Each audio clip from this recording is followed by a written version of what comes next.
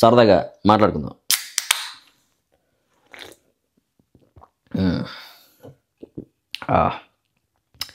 నువ్వెన్నని చెప్పు, స్ట్రెస్ఫుల్గా ఉన్న రోజు ఒక బీర్ని ఫస్ట్ సిప్ వేసిన వెంటనే స్ట్రెస్ అంతా ఎటో పరిగెడుతుంది.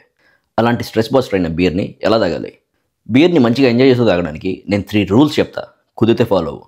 నెంబర్ 1, బీర్ని టూ మచ్ కూలింగ్ ఎప్పుడు పెట్టదు. ఎప్పుడైతే నువ్వు టూ మచ్ కూలింగ్ పెట్టి తాగుతావో నీ నోటికి చల్లగా తెలుస్తుంది, కానీ దాని టేస్ట్ నీకు ప్రాపర్గా తెలియదు. సో నువ్వు మంచిగా తాగాలి, ఒక బీర్ టేస్ట్ని ఎంజాయ్ చేయాలనుకుంటే ఎక్కువ కూలింగ్ ఎప్పుడు పెట్టదు. కుదిరినంత వరకు మీ బీర్ని ఒక మోడరేట్ టెంపరేచర్లోనే పెట్టండి. నా బీర్స్ అన్ని నేను కూలింగ్ లేకుండా తాగుతాను.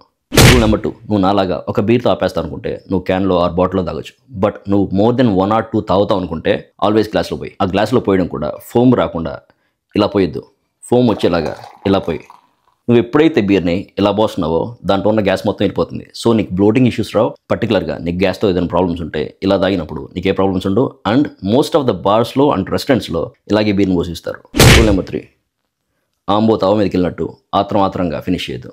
స్లోగా తాగు, ఎంజాయ్ చేయి. ఒక మంచి బిర్యానీ నోట్లో పెట్టుకున్నప్పుడు ఎవరు చేశాడు అనుకుంటావు చూసావా, సేమ్ అలాగే బీర్లో ఉండే ప్రతి ఒక్క డ్రాప్ని ఎంజాయ్ చేస్తూ తాగు. అంతేగాని ఆత్రంగా అసలు ఫినిష్ చేయొద్దు. అర్థమైంది కదా? అర్థం కాలేదండి చెప్పు, కలిసి కూర్చున్నప్పుడు మాట్లాడుకుందాం. Cheers.